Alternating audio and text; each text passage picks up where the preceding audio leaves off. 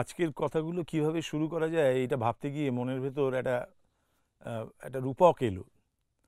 কথাগুলো এভাবে শুরু করা যায় যে এখন সবচেয়ে পপুলার শব্দ কোনগুলি?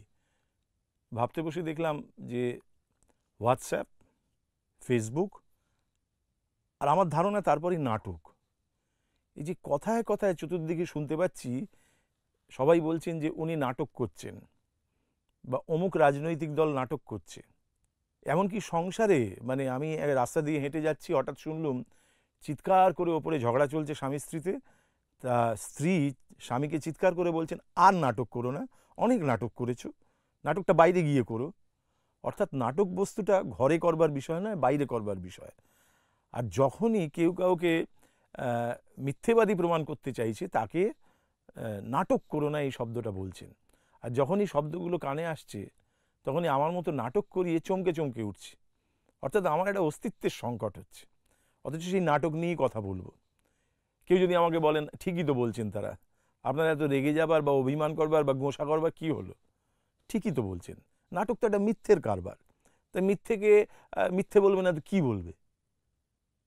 এইবারে একজন নাটক করিয়ে হিসেবে, একজন অভিনেতা হিসেবে আমরা এই যে মিথ্যেকে সত্যি করে তোলার যে খেলায় নেমেছি, সেই খেলায় কিন্তু সত্যির থেকেও বেশি সত্যি হয়ে উঠতে হয়, এই কথাটা আজকে বলতে চাইছি। এখন এই যে অভিনয়ের এমন তীব্রতা বা এমন তীক্ষ্ণ ব্যাপার করতে হবে, মানে জোর আনতে হবে অভিনয়ে, যা নাকি মিথ্যেকে সত্যি করবে, শুধু তাই না, সত্যিকে আরও বেশি সত্যি করবে। এই ভয়ানক গোলমেলে ব্যাপার। অভিনেতা হিসেবে আমি বলছি, আপনারা বিশ্বাসই বা করবেন কেন? কিন্তু আমি যদি একটু একটু আগে আমি একটা নাটকে অভিনয় করছিলাম, এই গিরিশচন্দ্র ঘোষের কথা আগের দিন বলেছি, তারই একটি লেখা আছে বিল্বমঙ্গল। সেই বিল্বমঙ্গলে একটি দৃশ্য আছে যেখানে প্রেমিকার কাছে এই প্রেমিক বিল্বমঙ্গল পৌঁছবে বলে একেবারে মানে মারাত্মক ঝড়ঝঞ্ঝার রাতে নদী পার হয়েছিল। সে কিভাবে পার হয়েছিল? নৌকো তো নেই, কলা গাছের তৈয়ারি ভেলাও নেই, কিন্তু তার ইচ্ছে আছে, তার ভেতরে সত্য আছে যে সে তার চিন্তামণির কাছে পৌঁছবে, প্রেমিকার কাছে পৌঁছবে। তাই সে নদীতে ঝাঁপ মেরেছিল আর ভেবেছিল একটা কাঠকুটো পেয়ে যাবে। অবশেষে সে কাঠকুটো পেল এবং সেই কাঠের ওপর চড়ে সে নদী পার হলো। কিন্তু খানিক পরে কাঠটির ওপর চড়ে বসার পর সে বুঝতে পারলো এটি কাঠ নয়, এটি একটি নরদেহ, এটি গলিত শব। এবং যখন সে এটি বুঝতে পারল তখন সেটিকে ধরে আঁকড়ে সে আসলে নদী পার হয়ে তার গন্তব্যে, তার প্রেমিকার কাছে পৌঁছতে চাইছে, তার সত্যের কাছে পৌঁছতে চাইছে। তো এই যে তার উপর যখন চড়ে বসেছে তখন সেই তার একমাত্র সহায়, তাকে ত্যাগ করতে পারছে না। তো এই বিল্বমঙ্গল তখন বলছে যে এই তো আমাকে বাঁচালো, আমি নাহলে তো একটু আগে মরেই যেতাম। কিন্তু একটি শবদেহ যখন আমাকে বাঁচালো, আমিও ওকে প্রাণদান করলাম, ওকে যখন আঁকড়ে ধরলাম। শবদেহ পরিত্যাজ্য, অর্থাৎ তাকে ত্যাগ করা ছাড়া আর কোনো উপায় নেই। ত্যাগ তো করেইছেন, কেউ তো জলে ফেলে দিয়েছেন তাকে, কিন্তু তারপরে সে যে ভেসে ভেসে যাচ্ছিল, সেই শবদেহ, সেই নরদেহ, সেই গলিত মাংস, সে কিন্তু একটি মানুষকে আশ্রয় দিচ্ছে, এক প্রেমিককে আশ্রয় দিচ্ছে, তার পারাপারের বন্দোবস্ত করছে। ফলত এই প্রেমিক যখন তাকে জড়িয়ে ধরছে, তার ওপর চড়ে বসছে, তখন সে ওই শবদেহে একটি প্রাণ দিচ্ছে। আসলে আমাদের কাছে সংলাপগুলি, নাটকের ঘটনাগুলি সবই তো মিথ্যে, সবই তো মৃত, সবই তো ঘটে যাওয়া। কিন্তু একজন অভিনেতা কি করেন? ওই তার উপর চড়ে বসেন, তাকে ভেলারূপ, নৌকারূপ, সহায় রূপ ভেবে তার উপর চড়ে বসেন। তারপর প্রথমে তার উপর চড়তে গিয়ে ভীষণ টালমাটাল অবস্থা হয়, ভীষণ যন্ত্রণা হয় ভেতরে। আসলে ওই শবদেহ থেকে গন্ধ বেরোয়, দুর্গন্ধ বেরোয়, যা তার গায়ের গন্ধ নয়, তার পরিচিত জনের গায়ের গন্ধ নয়।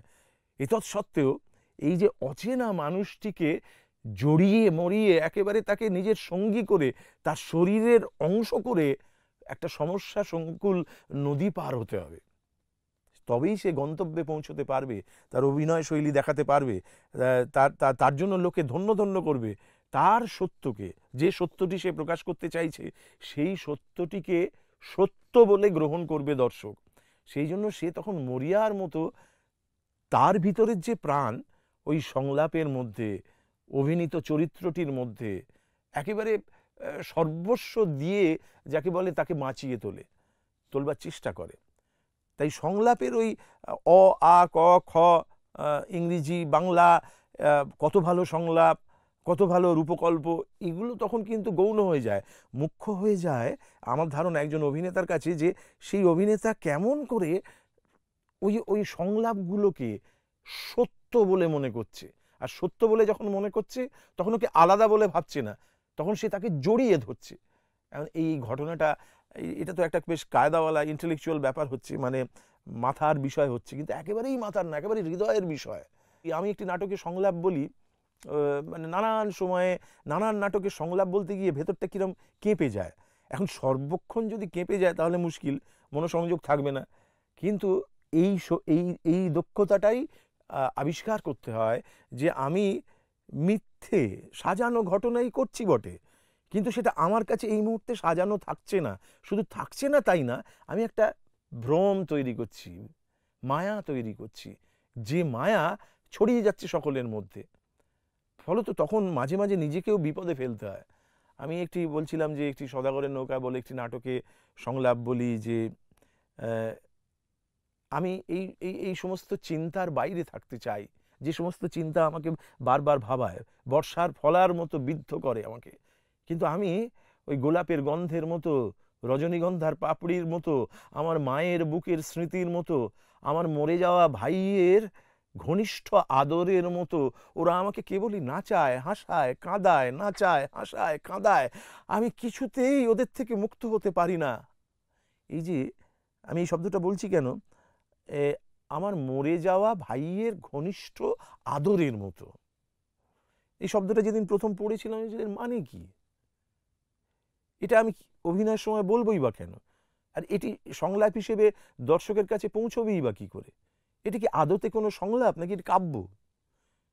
কিন্তু যখন অভিনয় করতে শুরু করলাম, হঠাৎ আচম্বিতে আমার মনে পড়ে গেল আমার ছোট ভাই অসুস্থ, সে হসপিটালে আছে, আর রাত্রির বেলায় ডাক্তারবাবুরা বলে দিয়েছেন যে আজ রাতটুকুই ওর শেষ রাত, এবং পরের দিন একজন অভিনেতা হিসেবে আমার অভিনয় আছে অনেক দূরে অরুণাচলে একটি জায়গায়, ভোর 5টায় আমার ফ্লাইট। এই যে ডাক্তারবাবু বলে দিলেন যে তোমার ভাই আর আজকের রাতটুকু আছেন, কাল আর সকালে তুমি বোধহয় দেখতে পাবে না, সম্ভবত আজও বেঁচে আছেন কিন্তু সকালে তুমি দেখতে পাবে না। আমি বললাম আমি তো অনেক সকালে বেরিয়ে যাবো, তো ভোরবেলায় ফ্লাইট, মানে আমাকে 3টের সময় প্লেন ধরে চলে যেতে হবে অনেক দূরে। ডাক্তারবাবু বললেন যদি যাওয়ার ইচ্ছে হয় যেতে হবে, যদি মনে করেন, সেটা তো আপনাকেই নির্বাচন করতে হবে কোন দিকে থাকবেন। তা আমি দেখলাম আমাকে যেতেই হবে, থিয়েটার আছে, এবং সে খুব বড় আয়োজন, ন্যাশনাল স্কুল অফ ড্রামার একটা থিয়েটার ফেস্টিভ্যাল নর্থ ইস্টের। তা আমি ভাবলাম আমি এখন কি করব। এই ভাইয়ের সঙ্গে ইদানিং আমার একটু বাক্যালাপ বন্ধ ছিল, মানে আমারই পিঠোপিঠি ভাই, কিন্তু আমার মনে হতো যে ও কিছু আমার কথা বুঝছে না, তাই নিয়ে একদিন ওর সঙ্গে তর্কতর্কি হয়েছিল, তারপর দুজনে কথা বলছি না, এবং সেই কথা না বলাটা অনেক দিন থেকে যাচ্ছে, একই বাড়িতে থাকি। তখন আমার মনে হলো যে আজ রাতটুকুই ও আছে, তাহলে ওকে আপাতত বিদায় জানিয়ে দিই, কেননা কালকে তো যখন সবাই বিদায় জানাবে তখন তো আমি থাকবো না। যদিও আমাদের সবাইকে বিদায় জানায়, বিশ্বাস ছিল যে হয়তো নাও হতে পারে ঘটনাটা, কিন্তু ডাক্তারবাবুরা বলছেন।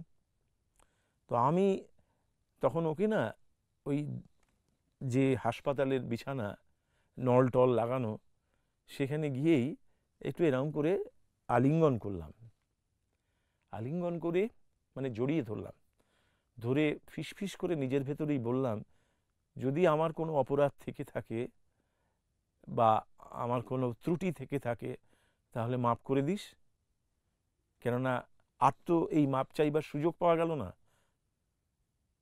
এবং বেশ কিছুক্ষণ, কয়েক মুহূর্ত, জানে কি আসলে অনন্তকাল, এরকম মনে হলো যে আমি ওকে জড়িয়ে ধরে আছি। তারপর খানিক সম্বিত ফিরল, তো আমি ওকে ছেড়ে দিয়ে চলে গেলাম। তা পরে যখন এই নাটকের ওই যে রিহার্সালটা করছি না সওদাগরের নৌকায়, বলছি আমার মরে যাওয়া ভাইয়ের ঘনিষ্ঠ আদরের মতো, আমার তখন মনে হলো যে আমার জীবনে ঘটেছে, আমার ভাই তখনও মারা যায়নি, কিন্তু আমি তাকে যখন আদর করছি মনে হচ্ছে সেও আমাকে আদর করে বলছে যে না না ঠিক আছে ঠিক আছে, ভুলে যাও, সব বাদ দাও। তা আমি বলছি যে এই ঘটনাটা, এই আজও যখন করি অভিনয়, কালকে বা পরশু বা 1 মাস বা 2 মাস পরে যখন অভিনয় করব, তখন এই যে আমি যখন কেউ থাকবে না আমার সামনে, আমি নিজেই একাই অভিনয় করতে করতে এরম হাতটা এরম করে বলবো, আমার মরে যাওয়া ভাইয়ের ঘনিষ্ঠ আদরের মতো ওরা আমাকে কেবলই নাচায়, হাসায়, কাঁদায়, অচেনা পাখির মতো নাচায়, হাসায়, কাঁদায়। তখন কিন্তু ওই প্রতিটি হাত বাড়ানোর মধ্যে, বুকের মধ্যে এই মাঝখানে আমার ভাইকে খুঁজে পাই। মিথ্যে নেই তো। ঘটনাচক্রে আমার ভাই মারা গেছেন, তো সেই ঘটনায় মারা যাননি, কিন্তু উনি পরবর্তীকালে মারা গেছেন। তো কথা হচ্ছে এই সত্যিটা যদি আমার কাছে সত্যি হয়, আমি দেখেছি সেটা দর্শকের কাছেও সত্য হয়। হয়তো সে আমার মতো তীব্রতায় এরম করে বুঝছে না, কিন্তু সে অন্যতর বোধের তীব্রতায় তার আঘাত করছে। এবং এই বুনন, এই উল কাঁটার যেমন বুনতে বুনতে বুনতে বুনতে যায় ওই সুতোয় টানাপোড়েনে যেরকম কাপড় বোনা হয়, ঠিক সেইভাবে এই প্রত্যেকটি অনুভব এবং অনুভূতি একটি মিথ্যে আর একটি সত্যকে এই কিরমভাবে গেঁথে গেঁথে গেঁথে গেঁথে গেঁথে গেঁথে একটি একটি সত্য নির্মাণ করে। এবং সেই সত্য নির্মাণটিকে অনেক সময় বাইরের লোক নাটক বলে ছোট করবার চেষ্টা করে, কিন্তু নাটক আদতে আমরা আমাদের মতো করে উপলব্ধি করেছি যে সত্য, সেটি আপনাদের জানান দিচ্ছি। এটি কিন্তু জীবনের চেয়েও বড়। জীবনের যে সত্য আমরা বলি তার চেয়েও কিন্তু বড়, কেননা এর মধ্যে মিথ্যের মিশেল আছে, মিথ্যেকে জড়িয়ে আছে, অথচ এ একটি সত্য ধাক্কা দিচ্ছে। ফলত এই অভিনেতা হিসেবে যখন এই দর্শকের সামনে এটা বলি, তখন খানিক বোঝানো যায়, কিন্তু অনেকটা বোঝানো যায় না। আবার উল্টো দিকে খুব অল্প যখন বুঝিয়েছি, তখনও দেখেছি দর্শক এত করে বুঝেছেন, বড় করে বুঝেছেন। যেমন একটি নাটকে, আমি কাছের মানুষ বলে একটি নাটক করতাম, এখন এটি করি না অভিনয়। আমি একটি পঙ্গু মানুষ, ওনার একটা ব্রেন স্ট্রোক হয়েছে, বাঁ দিকটা পড়ে গেছে সম্পূর্ণ, এবং তিনি খুব জেদি মানুষ। ফলত এরকম অবস্থায় যে হয় যে উনি উঠতে পারছেন না, কিছু করতে পারছেন না, কিন্তু তার হম্বিতম্বি বজায় আছে। এইরকম একটি মানুষকে যখন বাড়িতে একজন সেবা করবার জন্য এসছেন নার্স, তিনি ওনার জাতের নন, অথচ খুব এফিশিয়েন্ট, মানে কাজটা জানেন, তিনি তাকে কিছুতেই গ্রহণ করবেন না, কেন এ তো তার সংসারের সব কাজ করবে। এটা যে মারাঠি নাটক, আমরা জানি যে এই জাতপাত নিয়ে ওখানে দারুণ অসাধারণ সব নাটক লেখা হয়েছে, এটি তেমনই একটি নাটক। তো যাই হোক, সেইটা এই যখন অভিনয় করি আমি, তখন একে সে কিছুতেই গ্রহণ করবে না, এই কাজের মানুষটিকে, যিনি আসলে ফিজিওথেরাপিস্ট। ফলত তিনি সুস্থ হবেন না, ওনার সাহায্য না নিয়ে উনি শুয়েই আছেন, কিন্তু উনি জোর করছেন, বাধ্য করছেন একে যে আপনাকে উঠতে হবে, এই এক্সারসাইজগুলো করতে হবে, ইত্যাদি ইত্যাদি ইত্যাদি। তারপর নাটক চলে নিজের মতো করে, এবং সেই নাটকে এই লোকটি শেষমেশ সুস্থ হন, স্বাভাবিক হন, মানে উনি জয় করেন এনার সাহায্য নিয়ে, ওই নিজের যা প্রতিবন্ধকতা ছিল সেটাকে জয় করেন। এবং এই নাটক দেখে লোকে হাততালি দেয়, মুগ্ধতা প্রকাশ করে। কিন্তু আমি যে গপ্পটা বলছি সেখানে হচ্ছে যে নাটকের শেষে একদিন একজন ভদ্রমহিলা এলেন আমাদের সাজঘরে, এসে আমাকে বললেন একটু কথা বলতে চাই। তো অনেকেই তো মুগ্ধতার কথা জানান, আমি ভাবলাম উনি তাই জানাবেন, অথবা খারাপ লেগেছে সেটা বলবেন, তিরস্কার করবেন। বলুন বলুন। তিনি বললেন যে, খুব বিনয় করে বললেন যে একদিন আমার বাড়িতে আপনাকে একটু যেতে হবে, যেদিন বলবেন আপনি পারবেন কয়েক মুহূর্তের জন্য নিয়ে যাব, দয়া করে আপনাকে যেতেই হবে। আমি বললাম কেন, আপনার বাড়ি যাব কেন, এটা এরকম কি হয় নাকি? বললো না না, আপনি তো পারলেন, কিন্তু উনি তো পারছেন না, ওনার জন্য আপনাকে যেতে হবে। আমি, উনি মানে কে? উনি বললেন যে আমার হাজব্যান্ড, আমার স্বামী ওই আর্মিতে ছিলেন, বড় চাকরি করতেন, তার ঠিক এইরকম ঘটনা ঘটেছে, তাকে আমি বেশ কয়েক বছর ধরে চেষ্টা করছি, পাচ্ছি না, এতে যে আপনি পারলেন এই কথাটা আপনাকে বলতে হবে। আমি বললাম না না, আমি তো পারিনি, আমি যে অভিনয় করেছি যে চরিত্রটি, সেই চরিত্রটি পেরেছে, আমি তো পারিনি। মানে আমি পারিনি মানে আমি গিয়ে কি করব? তাহলে তো চরিত্রটা নিয়ে গিয়ে ওখানে করে দেখাতে হয়, অভিনয় করে দেখাতে হয় ওনাকে। ফলত আপনাকে ওনাকে জোর করে নিয়ে আসতে হবে। নিয়ে আসার পর আমি ওনার সঙ্গে মোলাকাত করতে পারি। কিন্তু যতক্ষণ না উনি ওই লোকটিকে দেখছেন, আমাকে দেখে কিছু হবে না, ওই লোকটিকে দেখছেন, ততক্ষণ কিন্তু তবুও উনি বারবার বলে চললেন যে আপনি যদি একবার যান। তো আমার তখন মনে হলো যে উনি এত তীব্রভাবে বলছেন কেন বারবার। অনুভব হলো পরে এই যে আমি অভিনয় করবার সময় ওনার মগজে, ওনার স্মৃতিতে, ওনার অনুভবের মধ্যে এমন একটি চরিত্র চিত্রণ ঢুকিয়ে দিয়েছি, ফলত সেইটাকে উনি আমার আমার আমার অস্তিত্বের সঙ্গে মিলিয়ে দেখছেন। এইটাই মজা, অভিনেতার এটাই প্রাপ্তি। এই যে আমি যা নই তাই হয়ে ওঠা এবং তাই খোলস ছেড়ে বেরিয়ে এসছি, তারপরেও আমাকে আমাকে সেই অভিনীত চরিত্রটি ভাবছেন এবং ভাবছেন যে আমি আমার অভিজ্ঞতার কথা বলবো ওনার হাজবেন্ডকে।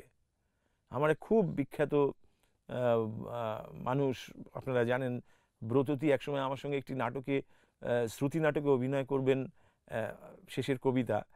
তো প্রথম দিকে ওর খুবই অসুবিধা হচ্ছিল, কেন কয়েকদিন আগেই ও আমার অভিনীত জর্জ বিশ্বাস দেখেছিলেন রুদ্রসঙ্গীত নাটকে। ফলে ও খালি আমার দিকে তাকালেই ওর মনে হচ্ছিল এই জর্জ বিশ্বাস।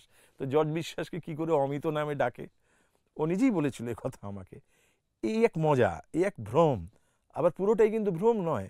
এই যে এই যে মিথ্যেকে একেবারে আড়াল করে একটি সত্য জুড়ে দেওয়া এবং সেই সত্যটিকেই দেখানোর বন্দোবস্ত করা, এইটা হচ্ছে অভিনেতার শক্তি, অভিনেতার ম্যাজিক এবং অভিনেতার সত্য।